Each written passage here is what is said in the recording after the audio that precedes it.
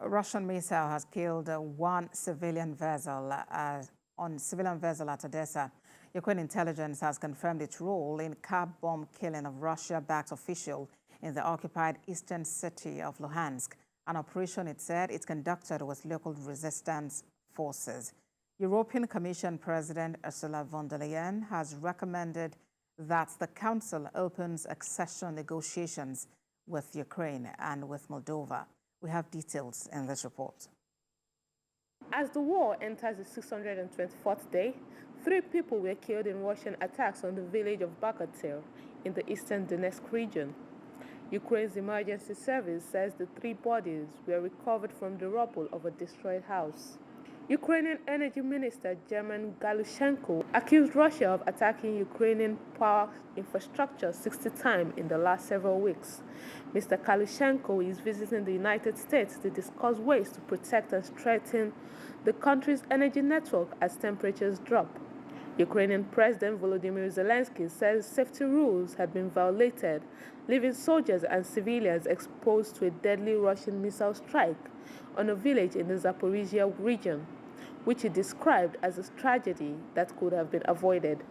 19 soldiers of the Ukrainian military have been killed in the last week with an airstrike during an award ceremony near the front lines in Zaporizhia. Officials say at least 1 person has been killed after a Russian missile attack struck a Cyprus-owned ship entering the Ukrainian Black Sea port of Odessa. According to Odessa's regional prosecutor's office, which is investigating, the attack was launched at 4:45 p.m. local time. The ship was reportedly moored at the time it was struck.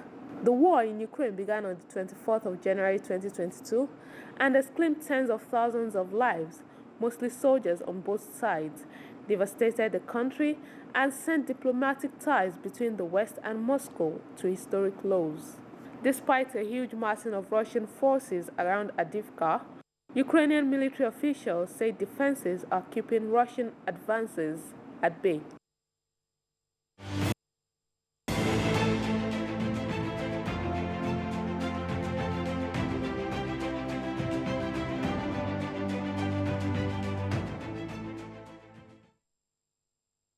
Away from that, U.S. Secretary of State Antony Blinken says he shares South Korean concerns about growing military cooperation between North Korea and Russia, which he called a two-way street involving arms flows and technical support.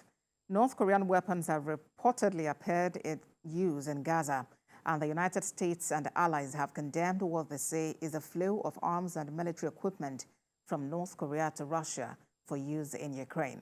North Korea and Russia have denied any arms deals, though their leaders pledged closer military cooperation when they met in September in Russia's Far East.